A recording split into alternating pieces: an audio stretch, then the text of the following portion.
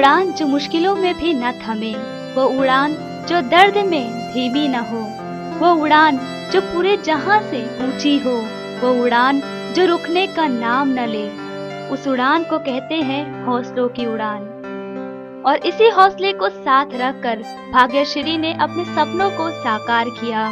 भाग्यश्री का हमेशा से ही सपना रहा कि वो बड़ी होकर एक आईएएस ऑफिसर बने। इस सपने को पूरा करना इतना आसान नहीं था। भाग्यश्री ने कई उतार चढ़ाव अपनी जिंदगी में देखे, बावजूद इसके उनके बढ़ते हुए कदम डगमगाए नहीं और अपनी मंजिल की ओर बढ़ते चले गए। भाग्यश्री महाराष्ट्र से 2012 बैच की एक अकेली महिला थी जो आईएएस ऑफिसर बनी।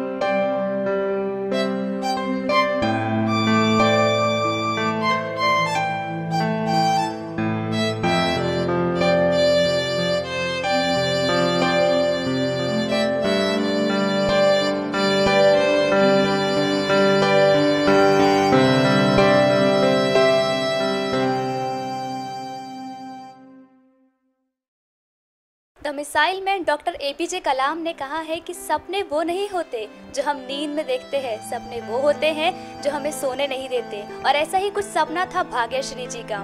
उनका सपना था आईएएस ऑफिसर बनने का और वो सपना मुकम्मल भी हुआ। तो आइए जानेंगे हम आज उनके सफ़र के बारे में कि उनका ये सफ़र कैसा रहा। भाग्यश्री जी, बहुत बहुत स्वागत है आपका हमारे प्रोग्राम में। मैं आपसे जानना चाहूँगी कि आपकी बचपन की कुछ यादें होगी और मुझे बताइए कि आप आईएएस ऑफिसर बनना चाहती थी, तो ये कब से आप चाहती थी ये बनना? एक्चुअली मैं जहाँ पे पली बड़ी हुई हूँ वहाँ पे कुछ आईएएस ऑफिसर के लिए जो सराउंडिंग होना चाहिए था, एनवायरनमेंट होना चाहिए, तो वो नहीं था।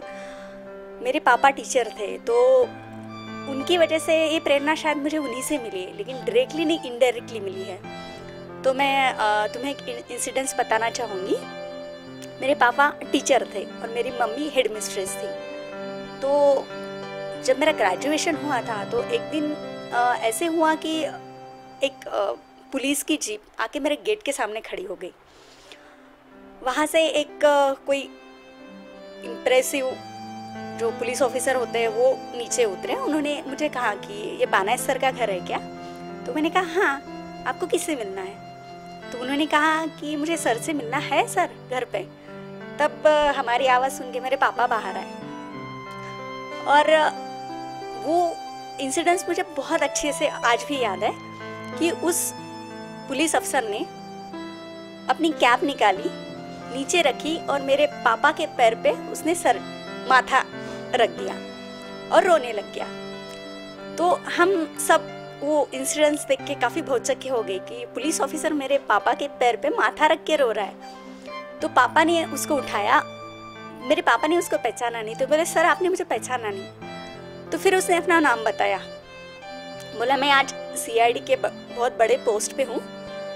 तो फिर मेरे पापा ने उनको पहचाना कि वो एक उनका स्टूडेंट था, घर पे बुलाया और उस पुलिस ऑफिसर ने मुझे उनकी स्टोरी बताई कि एक लड़का जो पढ़ाई लिखाई जिसको बिल्कुल नहीं आती थी, इसलिए वो स्कूल बिल्कुल नहीं जाता था। उसके टीचर मेरे पापा थे और काफ़ी स्ट्रिक्ट थे वो। तो उसके पापा भी स्ट्रिक्ट थे और उसके पापा फार्मर थे और उनका वो इकलौता लड़का था। तो वो स्कूल नहीं आता था, इसलिए मेरे पापा उससे काफ़ी चिढ़े हुए थे। तो उसके पापा ने मेरे पापा से एक दिन कहा कि सर ये स्कूल आता नहीं, पढ़ता नहीं, मेरा लड़का पूरा काम से जाएगा अगर ये पढ़ाई नहीं करेगा तो। एक दिन रात को 9:30 बजे उसके घर मेरे पापा गए हाथ में छड़ी लेके और उसके पापा के सामने मेरे पापा ने उसको बहुत पीटा और ये कहा अगर तू कल से स्कूल नहीं आया तो मैं तेरी दोनों भी तंगड़ियां तेरे बाप के सामने तोड़ दूंगा। वो डर गए और दूसरे दिन से वो बच्चा रेगुलर स्कूल में आता गया। उसकी चौथी पास होने की मेरे पापा को ये नहीं थी। वो चौथी पास हुआ, 10वीं पास हुआ, 12वीं पास हुआ, ग्रेजुएट हुआ, पुलिस गया। और जब मुझे वे मिले तब वो CID के सबसे बड़े अफसर थे। तो ये इंसिडेंस मुझे लगता है मेरे अंदर एक इंस्पिरेशन बन के रह गया कि अगर मेरे पापा ऐसे बच्चों को कुछ बना सकते तो मैं क्यों नहीं। तो शायद मेरे ड्रीम की शुरुआत वहीं से हुई। बहुत ही अच्छा जो है लम्हा रहा है आपके पापा के साथ, क्योंकि आज अगर हम सिचुएशन देखते हैं तो ऐसे है कि एक टीचर अब अपने स्टूडेंट को मार भी नहीं सकता, और वो एक वक्त था। तो शायद तब इसलिए जो है ऐसे चमकीले सितारे जो है हम देखने को मिलते हैं हमें भारत में। भाग्यश्री जी, मैं एक और चीज़ पूछना चाहूँगी कि आपका जो आपके पापा, जैसे आपने बताया कि वो एक टीचर थे, वो काफ़ी स्ट्रिक्ट भी थे, और उनके बनाए हुए रास्ते पर जब लोग चले तो वो बहुत कामयाब भी हुए हैं। तो ऐसा कोई लम्हा आपका और आपके पापा का जो काफ़ी फ़नी रहा हो, या काफ़ी स्ट्रिक्ट रहा हो, या बहुत मेमोरेबल रहा हो, ऐसा कोई लम्हा जो आप हमसे और हमारे दर्शकों से शेयर करना चाहेंगे? मैं तुम्हें मेरे पापा का एक किस्सा सुनाना चाहूँगी। एक्चुअली मैं एक छोटे से गांव में पली बड़ी हुई हूँ। चौथी में मैं अपने डिस्ट्रिक्ट में बोर्ड में फर्स्ट आई थी। तो उस टाइम मुझे डिस्ट्रिक्ट के जो एजुकेशन ऑफिसर थे उन्होंने मुझे अवार्ड लेने के लिए बुलाया था। तो मेरे पापा की इच्छा थी कि मैं उनके सामने, मैं काफ़ी छोटी थी, मैं 4th स्टैंडर्ड में थी, उनके सामने जाके, पूरे पब्लिक के सामने जाके स्पीच दूँ। मेरे पापा का ध्यान एक्चुअली अवार्ड लेने की तरफ नहीं था, लेकिन इस तरफ था कि जाके मैं लोगों के सामने अच्छी से स्पीच दूँ। और उसके लिए वो मुझे स्टूल पे खड़ा करते थे और मुझे सुनाते थे कि नहीं, तुम्हें ऐसे बोलना है, फर्स्ट जाके वैसे बोलना है।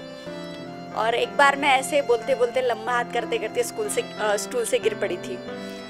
फिर वो मुझे उठा के स्टूल पे खड़ा करते थे और फिर से वो स्पीच बुलवाते थे मुझसे। ऐसे उन्होंने पूरी रिहर्सल मेरी कराई।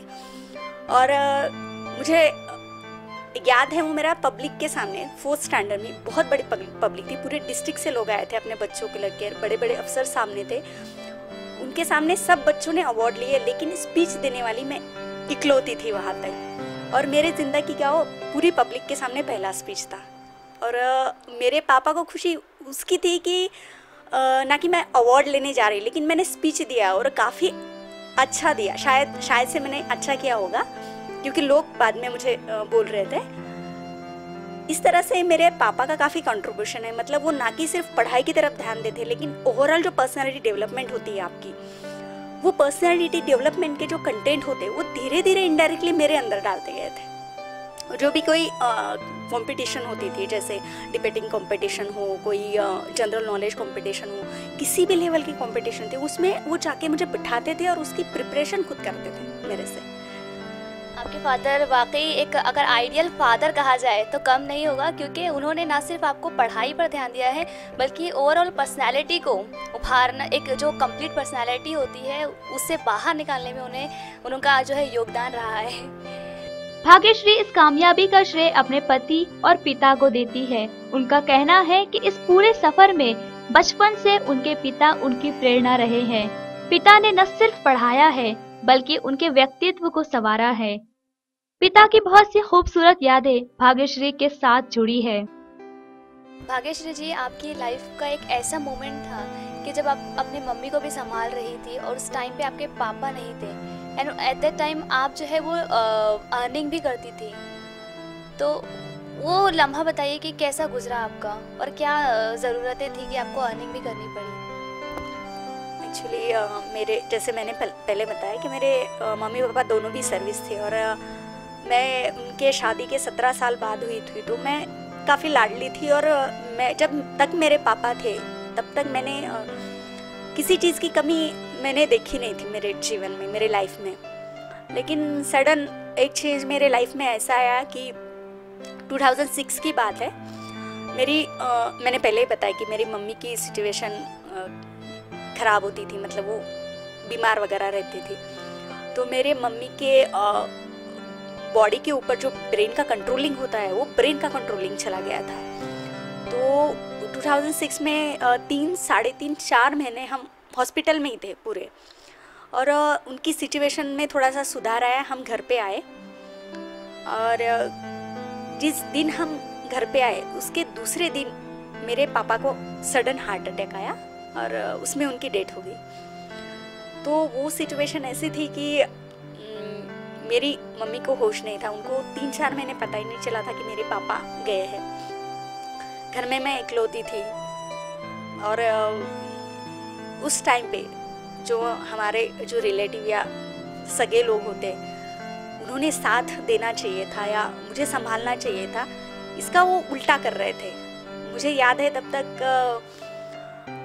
मेरे पापा के 13वीं के दिन यानी 13वां दिन हम मेरे जो रिलेटिव है उन्होंने ये कहा था कि उनके जो जायदाद है मेरे इनकी, तो उसमें उन्हें पहले हिस्सा चाहिए, बाद में जो कुछ भी है वो देखा जाएगा।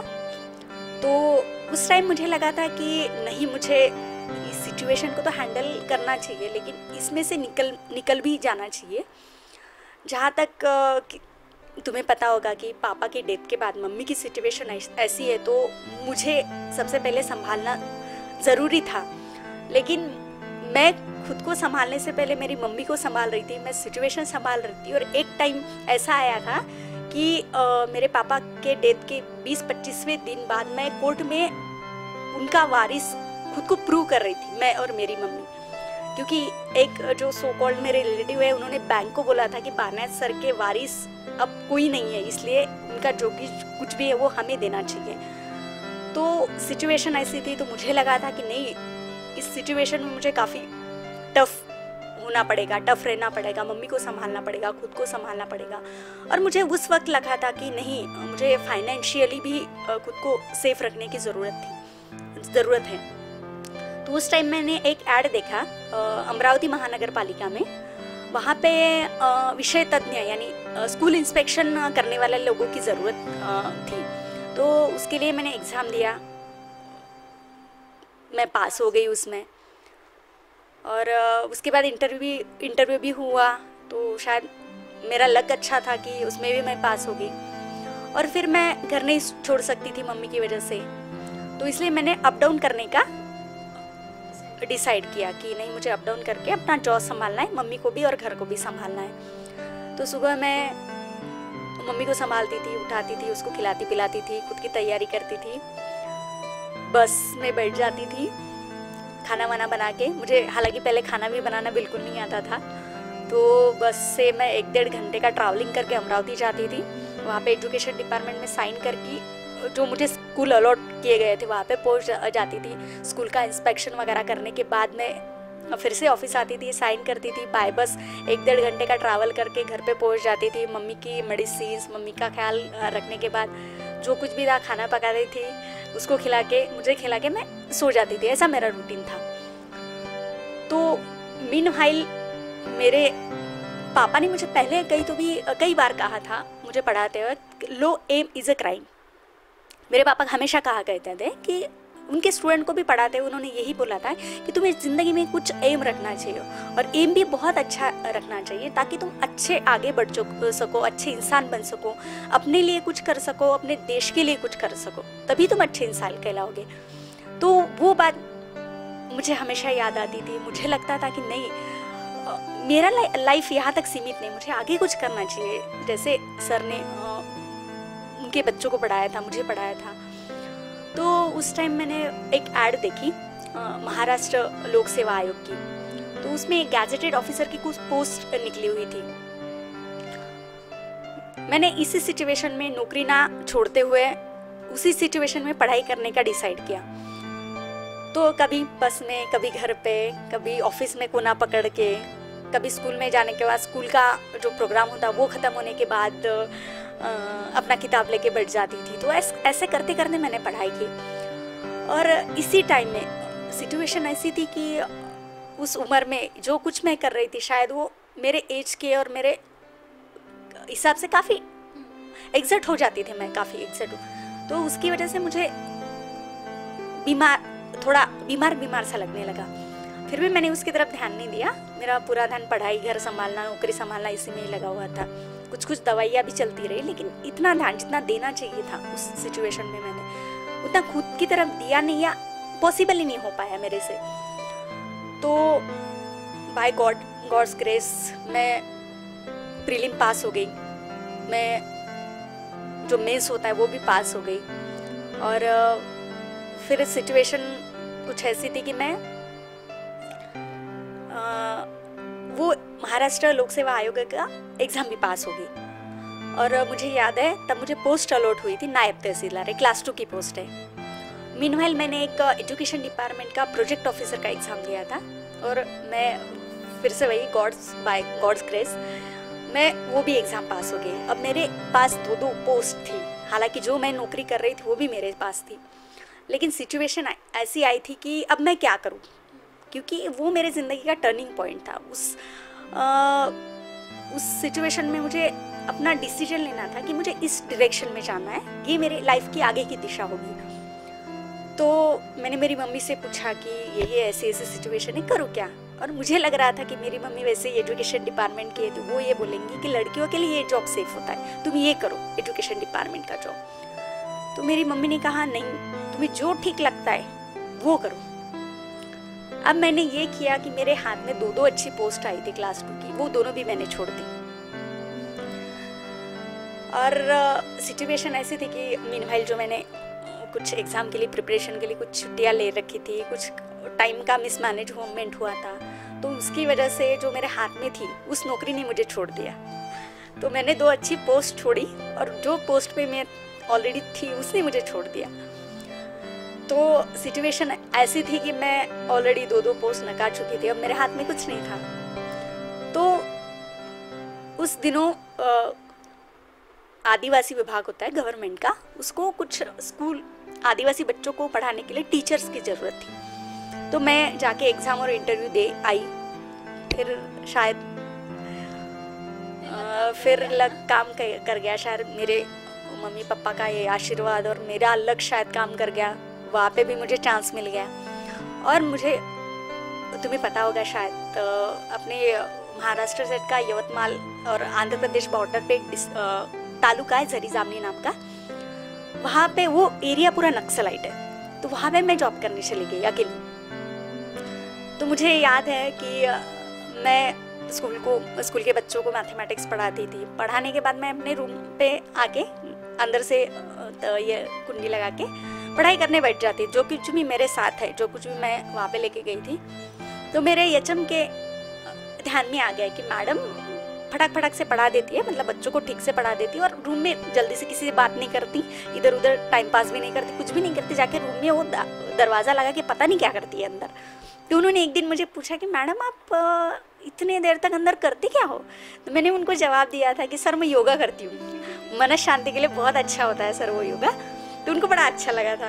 बोले मैडम हमारे बच्चों को भी बहुत अच्छी चीज़ है, आप जो कर रहे हैं बहुत अच्छा कर रहे हैं, आप हमारे बच्चों को भी ये पढ़ाना। तो मैंने कहा हाँ ठीक है सर, जब मेरा होते जाओ योगा कंप्लीट होगा मैं बच्चों को भी पढ़ाया करूँगी। तो कभी सिखाया योगा? नहीं सिखाने की नौबत, क्योंकि मैं करती नहीं थी, मैं अपनी एमपीएससी की यूपीएससी की पढ़ाई करती थी। तो ऐसे उनको टैकल करने के लिए मैंने वैसा जवाब दिया था। भाग्यश्री ये महिलाओं के लिए एक मिसाल है। एक समय ऐसा भी आया जब उन्हें अपनी पढ़ाई के साथ अपने घर की आर्थिक तौर पर सहारा बनना पड़ा। एक वो भी समय आया जब उन्हें डॉक्टर ने पढ़ाई छोड़ने की सलाह दी थी, क्योंकि उन्हें हेपेटाइटिस बी हुआ था। मुश्किलें तो बहुत थी पर मंजिल एक ही थी, और किसी ने सच ही कहा है, जहाँ चाह है वहाँ राह है। बस इसी तरह भाग्यश्री ने कांटों में भी अपनी राह बना ली और महाराष्ट्र की 2012 बैच की एक अकेली महिला आईएएस ऑफिसर बनी।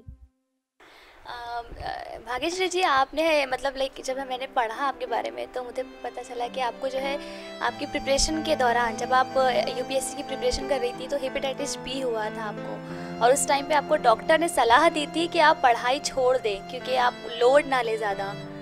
तो उस बारे में हमें बताइए। बिल्कुल, एक्चुअली जब ये सिचुएशन मैंने फेस की थी, मैंने अभी कहा, मुझे तब थोड़ा बीमार सा लगने लग गया था। लेकिन मीनवाइल जब मैं जरी जामनी में थी तब मैंने फिर से ऐड देखी, महाराष्ट्र लोक सेवा आयोग की राजपत्रित यानी गैजेटेड ऑफिसर की एग्ज़ाम थी। तो मैंने वहीं से वो प्रीलिम दिया, पास हुई, फिर मैंने मेंस दिया, पास हुई, फिर मैंने इंटरव्यू दिया और एक दिन मैं ऐसे झरी जामनी से घर पे आई थी।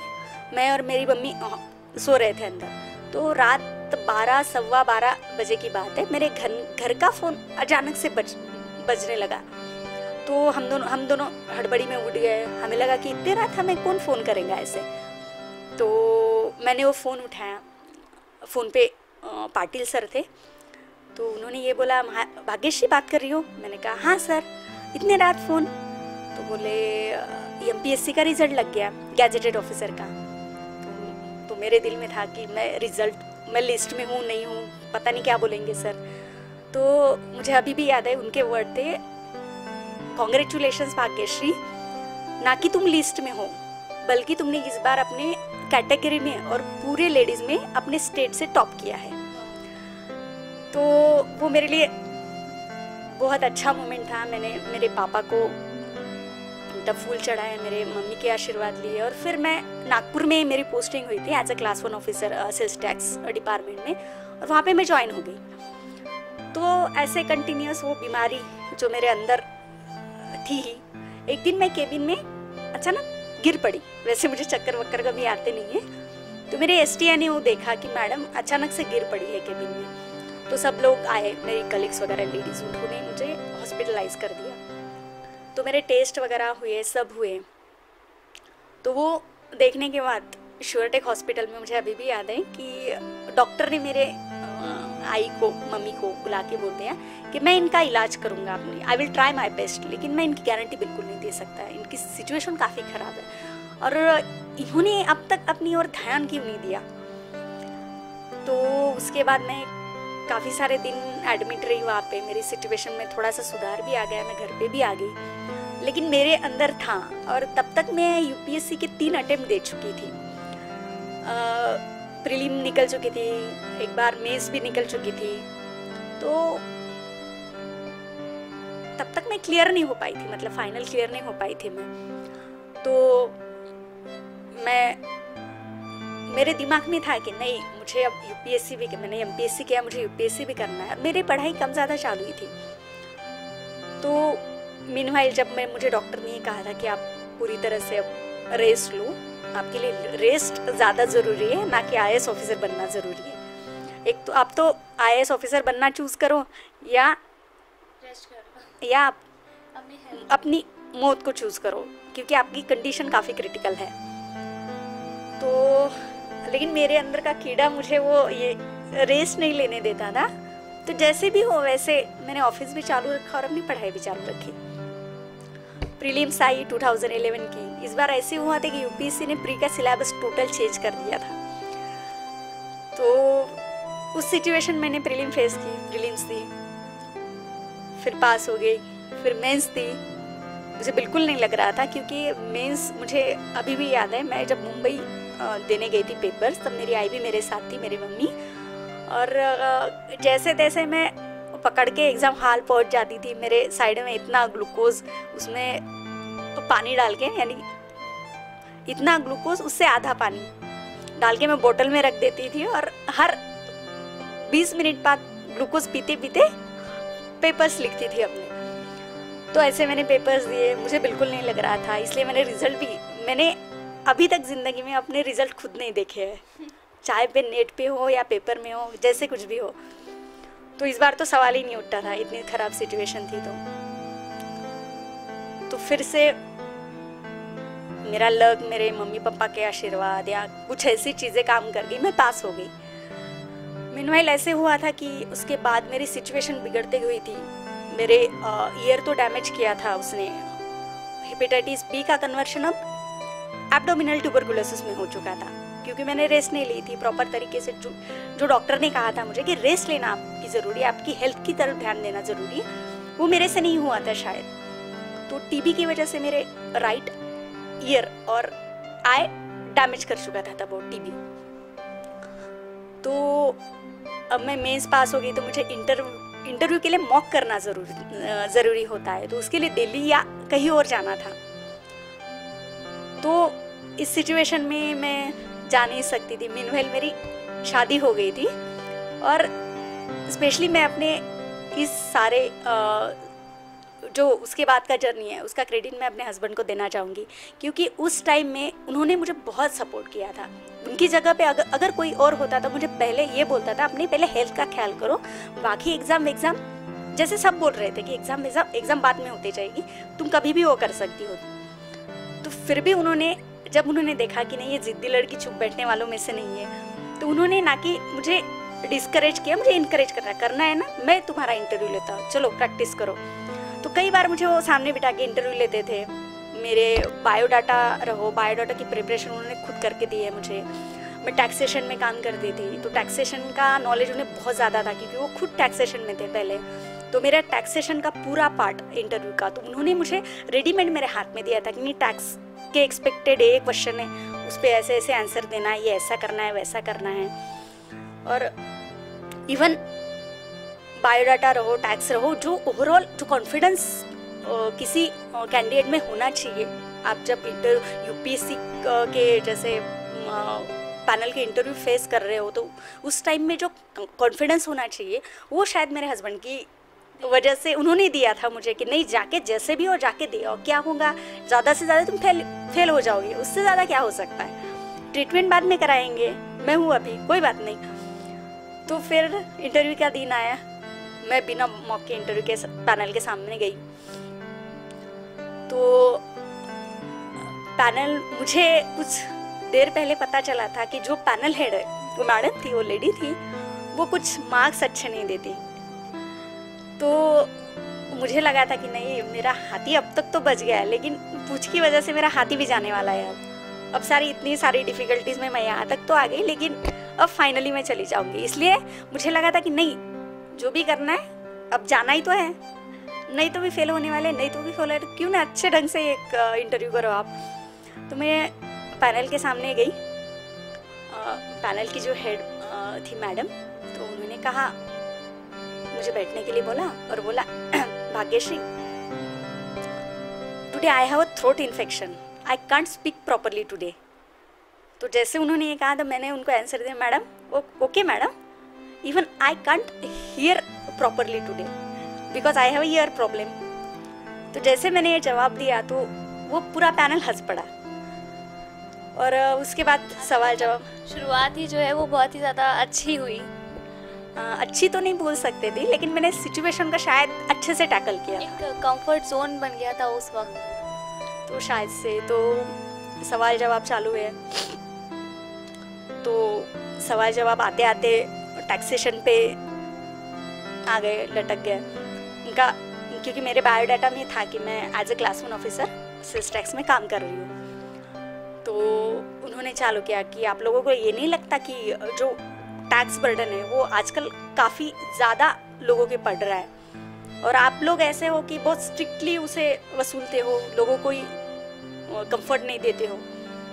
तो मैंने कहा नहीं सर, मैं उस डिपार्टमेंट में खुद काम करती हूँ, लेकिन जो भी होता है वो प्रॉपर तरीके से होता है। लीगल उसके कुछ लीगल स्लॉट बनाए गए हैं, और जो भी काम होता है वो प्रॉपर तरीके से होता है। ऐसे नहीं कि कुछ कैसे भी मनमानी वसूली होती है या कुछ हम एक्स्ट्रा बर्डन लोगों पे डालते हैं। तो उस टाइप से मेरे सवाल का जवाब था वो। तो उसके बाद मेरा बायोडाटा उनके सामने था, उनको दिखा कि मैं महाराष्ट्र से हूँ और अमरावती से हूँ।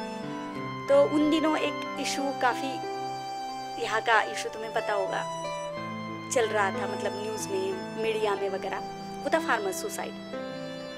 तो एक पैनल मेंबर ने मुझे कहा कि अगर तुम as a DM and district magistrate, as a collector तुम अपने एरिया में जाओगी तो किस प्रॉब्लम पे तुम्हारा फोकस होगा, और तुम्हें क्या लगता है कि तुम्हारे एरिया में सबसे ज़्यादा सेंसिटिव अभी कौन सी प्रॉब्लम है, क्या चल रहा है तुम्हारे एरिया में। तो मेरे मुंह से वही निकलना था, फार्मर सुसाइड सर।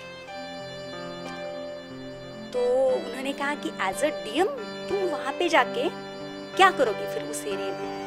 तो जैसे मैंने कहा था कि सर मैं एज ए डीएम, अगर मेरे विभाग में मेरी पोस्टिंग हुई तो एज ए डीएम मैं पहले फार्मर सुसाइड पे ध्यान देना चाहूँगी, उसके लिए कुछ करना चाहूँगी।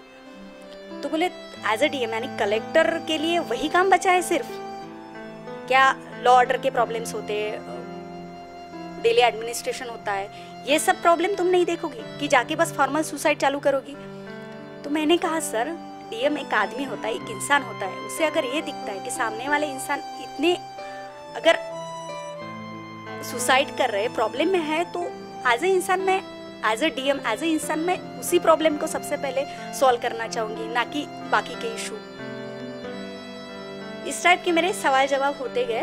और फिर फार्मर सुसाइड का जैसे मैंने जिक्र किया है, तो एक पैनल मेंबर ने मुझे पूछा कि उसके लिए तुम क्या क्या करना चाहोगी, उसका क्या लगता है, तुम्हें सोल्यूशन क्या लगता है उस सिचुएशन को टैकल करने के लिए। तो मेरे जवाब में बोलते बोलते मुझे एक जवाब, वो सिचुएशन ऐसी थी कि मुझे शेततले, तुम्हें पता है अभी शेततले नाम का महाराष्ट्र में प्रकार होता है, वो फार्म में एक छोटा सा तालाब बनाते हैं इरिगेशन के लिए, तो वो मुझे एक्सप्लेन करना था उनको, पैनल को। तो मुझे शेत तला, ये मराठी वर्ड है, तो उसके लिए अल्टरनेटिव हिंदी या इंग्लिश वर्ड याद नहीं आ रहा था। तो मेरी सिचुएशन काफ़ी प्रॉब्लमेटिक हो गई कि वहाँ पे, कि मैं उनको बताना चाह रही थी लेकिन बता नहीं पा रही थी। तो फिर मैंने पैनल से पूछा, madam may I get A interpreter? तो बोले क्यों नहीं। फिर इंटरप्रीटर आया और फिर उसने शेत तला जो होता है उसका नदी का तला बना दिया, यानी कुछ गलत नहीं जवाब दे दिया। वो पैनल को भी पता था कि वो गलत तरीके से जवाब दे रहा है और मुझे भी पता था। तो मैंने कहा ठीक है मैडम, मुझे लगा कि नहीं, ये सवाल मुझे ही टैकल करना होगा। तो मैं खड़ी हो गई और उनको ऐसे ऐसे करके बताया कि होता क्या है वो चीज़। तो उन पैनल को हंसी भी आई, लेकिन उन्हें इंटरेस्टिंग भी लगा शायद कि मैं जिस तरीके से एक्सप्लेन कर रही हूँ। ऐसे मेरा इंटरव्यू ख़त्म हो गया था। मुझे लगा, एक तो मैंने ऑलरेडी इतने सब धमाके कर चुकी थी इंटरव्यू में, पैनल मेंबर को एकदम उल्टा जवाब नहीं देना चाहिए था, स्ट्रेट फॉरवर्ड इतना भी बोलना नहीं चाहिए था जो कि मैंने बोला था, जैसे फार्मर सुसाइड को लेकर। और पहले तो जाके मैडम को बोल के आई थी कि मैडम ठीक है, आप बोल नहीं पा रही तो मैं सुन भी नहीं पा रही हूँ ठीक से। तो मुझे लगा था कि नहीं, मैं गई, इस बार मेरा कुछ नहीं होने वाला। घर पे आ गई, उस दिन मैं सो गई, दूसरे दिन से मैंने ऑफिस जाना चालू कर दिया। फिर रिजल्ट लग गया है, हमेशा की तरह किसी और ने मुझे वो रिजल्ट बताया कि मैं लिस्ट में हूँ। मुझे लगा कि यार मेरा ठीक है, बहुत अच्छा है, रिजल्ट लग गया है, लिस्ट में हूँ। फिर पोस्ट अलॉटमेंट होती है रिजल्ट लिस्ट लगने के बाद, लेकिन मेरी पोस्ट अलॉटमेंट नहीं हुई थी उस टाइम। तो यूपीएससी ने मुझे डीओपीटी लेटर भेज के ये बताया था कि आपके कास्ट सर्टिफिकेट में फलाना फलाना प्रॉब्लम से, पहले वो सॉल्व करो, नहीं तो आपको पोस्ट, यानी आप लिस्ट से बाहर हो गए, आपको पोस्ट भी नहीं मिलेगी। तो फिर मुझे लगा कि अब तक तो बच गए यार, इतना सब हो गया, इतनी सी चीज़ से अगर ये नहीं कर पाई मैं, तो मेरी पोस्ट ही चली जाएगी। तो फिर मैंने वो फिर से सब नए से, तुम्हें पता है कास्ट सर्टिफिकेट बनाने की कितनी मशक्क़त करनी पड़ती है, ये लाओ वो लाओ। फिर मैंने कास्ट सर्टिफिकेट बना के भेज दिया नया। और फिर मैंने ऑफिस हमेशा की तरह ज्वाइन करा। मुझे कोई होप नहीं थे, बिल्कुल भी नहीं थी कि नहीं मैं लिस्ट में आऊँगी, नहीं मुझे ये मिलेगा। एक दिन मैं घर पे आई, मेरी मम्मी ने मेरे हाथ में लेटर दिया। उसमें लिखा था कि आपकी इंडियन एडमिनिस्ट्रेटिव सर्विस के लिए आपका सिलेक्शन हुआ है, आप 8 दिन के अंदर मसूरी ट्रेनिंग के लिए आ जाइए। इस तरह से जर्नी थी मेरी IAS तक पहुंचने की। आपकी पोस्टिंग जो है फ़िलहाल नागालैंड में है, तो हमें बताइए कि वहाँ के एक्सपीरियंस कैसे। फ़िलहाल तो अभी आप लीव पे हो, लेकिन नागालैंड में आपकी पोस्टिंग है, तो वहाँ के एक्सपीरियंसेस बताइए, क्योंकि जहाँ तक मैंने सुना है वहाँ की जो लैंग्वेज है वो काफ़ी डिफरेंट होती है, कल्चर्स उनके काफ़ी डिफरेंट होते हैं, उसके बारे में बताइए। मुझे एक्चुअली जब नागालैंड में मुझे कैडर नागालैंड मिला था, अभी वो चेंज ही होने वाला है, लेकिन जब मुझे मिला था तो सब लोगों ने मुझे, मेरे हस्बैंड छोड़ के, कि नहीं इतने दूर मत जाना, तुम्हारी पहली जॉब ठीक है, वहाँ पे इतनी नॉर्थ ईस्ट में मुश्किलें होते हैं, ऊपर से तुम लेडी हो, वहाँ पे कैसे मैनेज करोगी। फिर तुम्हारे हस्बैंड की पोस्टिंग अलाना फलाना, सब ने यही बोला था। मतलब जो मेरे बैचमेट है वो भी इसी तरह की बातें बोल रही थी कि कैसे मैनेज करूँ, वहाँ का सब डिफरेंट होता है, लाइफ काफ़ी डिफ़िकल्ट होती है, वहाँ पे इतने सारे इश्यूज़ है, प्रॉब्लम्स है, कैसे कर पाओगी, जाओगी तो कैसे ये करोगी, मैनेज करोगी। लेकिन तब भी मेरे हस्बैंड ने मुझे सपोर्ट किया था कि नहीं जाओ, कोई बात नहीं, सभी जाते हैं, अपना जॉब करते हैं, भला ही तुम्हें थोड़ा सा डिफिकल्ट सा रीजन पहले मिले, वो बात का बाद में देखेंगे, पहले जाके ज्वाइन हो जाओ, देखो वहाँ पे क्या सिचुएशन है। कोई बात नहीं, अभी हमारी नई शादी हुई है, तुम्हें मेरे पास ही मैं ऐसे नहीं कहूँगा कि तुम्हें मेरे पास ही रहना है, तुम जाओ, नागा, हाँ जो हस्बैंड ने कभी बैरियर नहीं डाला, उन्होंने हमेशा आपका साथ दिया है। बिल्कुल, ये बात तो मैं कहना चाहूँगी कि हर सिचुएशन में, मतलब चाहे वो, और मुझे याद है जब मैं मसूरी ट्रेनिंग के लिए गई थी, जैसे मैंने पहले बताया है, मेरे पापा के बाद मैं और मेरी मम्मी दोनों साथ में रहते थे, और मेरी कज़िन है छोटी, वो भी हमारे साथ में रहती थी। तो जब मैं मसूरी के लिए जा रही थी तो मेरे दिमाग में ये चल रहा था कि मेरी मम्मी तो ऑलरेडी इतनी बीमार है, ऊपर से छोटी सी बच्ची, मतलब मेरी कज़िन, तब वो 12th में थी मेरी कज़िन, उसके साथ है, कैसे मैनेज करेंगे। तो एयरपोर्ट ने उन्होंने ये कहा था, तब उनकी खुद की ट्रेनिंग चल रही थी कि तुम पहले ट्रेनिंग करके आओ, इनको तब तक मैं देखता हूँ। हालांकि उनकी खुद की ट्रेनिंग चालू थी, लेकिन फिर भी उन्होंने ट्रेनिंग में भी मेरे घर का पूरा ख्याल रखा। मेरी मम्मा, जैसे मैंने कहा, काफ़ी बीमार रहती थी, वो खुद की ट्रेनिंग करते थे, मुझे फ़ोन करके वहाँ पे भी कंसोल करते कि नहीं सब ठीक है, पहले ट्रेनिंग करो तुम्हारी, पहले हेल्थ का ध्यान रखो, मैं अभी हूँ यहाँ पे, मैं देखूँगा सब। और वैसे नागालैंड जाते वक्त भी उन्होंने यही कहा था कि मैं हूँ यहाँ पे, मैं देख लूँगा, तुम टेंशन मत लो, तुम चले जाओ, वहाँ का देखो, वहाँ का टेंशन लो बोले तुम। अब तो ऐसे मैं नागालैंड गई। एक सिचुएशन बताना चाहूँगी वहाँ पे तुम्हारी मेरी। तो एक गांव में गए थे, मैं IAS प्रोबेशनर थी वहाँ पे। तो गांव वालों ने हमारे लिए फीस रखी थी कि नहीं कलेक्टर साहब आ रहे वगैरह, जो मेरे बॉस थे वहाँ के, और मैडम भी आ रहे, SDO वगैरह सब। तो हम उस गांव में गए सब लोग। गांव पे जो नागा डांस होता है वो नागा डांस हुआ हमारे स्वागत के लिए। नागा डांस के बाद उन्होंने हमारे लिए खाना लाया, और वहाँ के लोगों के कल्चर के हिसाब से वो खाने से पहले आपको कुछ, यानी शरबत के जैसा कुछ पीने को देते हैं सबसे पहले। तो सबसे पहले वो शरबत मेरे सामने लाया गया, मैडम लीजिए करके। आपको पहले बता दूँ कि हमारा नागालैंड पूरा नॉन वेजिटेरियन है और मैं वेजिटेरियन हूँ। तो ये बात सिर्फ मेरे ड्राइवर को पता थी, तब तक मैं वहाँ पे नहीं थी। तो जैसे मैंने वो पीना स्टार्ट करती, मेरा ड्राइवर गाड़ी के साइड में से मुझे देख रहा था कि नहीं मैडम अभी पिएंगी। तो उसने, जैसे मैंने ग्लास हाथ में लिया, वैसे उसने जोर से मैडम मैडम जोर से चिल्लाना चालू कर दिया। पहले 1-2 बार चिल्लाया, मैंने ध्यान नहीं दिया, मतलब मेरा ध्यान नहीं गया। तीसरी बार जैसे मैंने वो ग्लास यहाँ पे लिया तो उसने जोर से मैडम मैडम, शोरा शोरा, शोरा मतलब दारू होती है। तो जैसे मैंने उसको सुना, तो आप जो है वो मतलब जानती थी, शोरा का मतलब जानती हो, उसको दारू बोलते हैं मतलब। तो मैंने ग्लास वो नीचे रख दिया, मुझे पता चल चुका था कि वो दारू है। और वहाँ पे ये चीज़ें पीना एकदम नॉर्मल सी बात है, हर फंक्शन में, छोटे बड़े फंक्शन में वो लोग शोरा पीते हैं वहाँ। तो उसके बाद खाने की चीज़ें, डिशेस लाई गई। तो मुझे पता था कि ये सब लोग नॉनवेज खाते हैं, तो मैंने बोला कि ये चीज़ क्या है, तो सब उसका डिश का नाम बताते, तो मैं उसको साइड में रख देती। फिर दूसरे डिश का नाम पूछती थी, उसमें बताती कि क्या क्या था, तो वो सामने वाले बताती, वो साइड में रख देती। ऐसे कैसे करते करते सिर्फ राइस बच गया। तो मैंने प्लेट में राइस लिया और मेरे साइड में SDO बैठे थे। तो मैंने उनसे पूछा कि राइस इज़ ओके फॉर मी?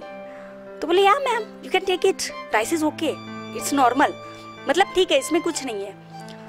और जैसे मैंने पहले निवाला लिया तो वो बोलते राइस इज़ नॉर्मल मैडम, बस उसमें थोड़ी थोड़ी सी फिश है। तो मैंने वो निवाला भी नीचे रख दिया। और सिचुएशन ऐसी थी कि उस दिन, यानी जो फीस्ट मेरे लिए थी, लेकिन जिनके लिए वो फीस्ट रखी गई थी, यानी मेरे लिए, वो छोड़ के बाकी सब खा रहे थे और मैं भूखी थी। बहुत ही ज़्यादा फनीस्ट मोमेंट है ये कि आपके लिए ही, वो आपके स्वागत में ही वो सारा कुछ रखा गया था और आप ही उस दिन भूखी रही थी। भाग्यश्री को हाल ही में विदर्भ गौरव अवार्ड से नवाजा गया है। भाग्यश्री सिर्फ विदर्भ की या महाराष्ट्र की शान नहीं है, बल्कि पूरे भारत की शान है, उन महिलाओं के लिए जो मेहनत कर कर आगे बढ़ती है। कठिनाइयों के अंधेरों में से निकली हुई इस रोशनी को हमारा सलाम है। ये मकाम सिर्फ सपनों का नहीं, मेहनत और लगन का नतीजा है। भाग्यश्री की जिंदगी एक प्रेरणा है हम सब के लिए। इसीलिए तो किसी ने क्या खूब कहा है, ख्वाहिशों से नहीं गिरते हैं फूल झोली में, कर्म की शाख को हिलाना होगा, कुछ नहीं होगा कोसने से अंधेरे को, अपने हिस्से का दिया खुद ही जलाना होगा। कहते हैं चाहत हो अगर मन में तो मंजिल मिल ही जाती है, और ऐसी ही चाहत को लेकर चली थी भाग्यश्री जी। और उन्होंने IAS ऑफिसर बनने का सपना पूरा किया।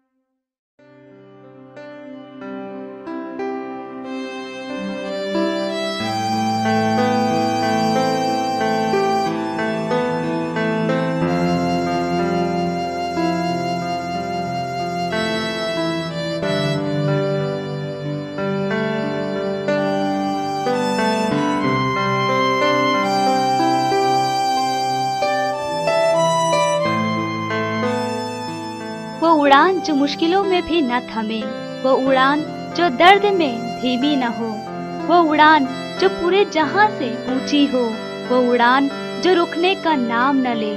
उस उड़ान को कहते हैं हौसलों की उड़ान। और इसी हौसले को साथ रखकर भाग्यश्री ने अपने सपनों को साकार किया। भाग्यश्री का हमेशा से ही सपना रहा कि वो बड़ी होकर एक IAS ऑफिसर बने। इस सपने को पूरा करना इतना आसान नहीं था। भाग्यश्री ने कई उतार चढ़ाव अपनी जिंदगी में देखे, बावजूद इसके उनके बढ़ते हुए कदम डगमगाए नहीं और अपनी मंजिल की ओर बढ़ते चले गए। भाग्यश्री महाराष्ट्र से 2012 बैच की एक अकेली महिला थी जो IAS ऑफिसर बनी।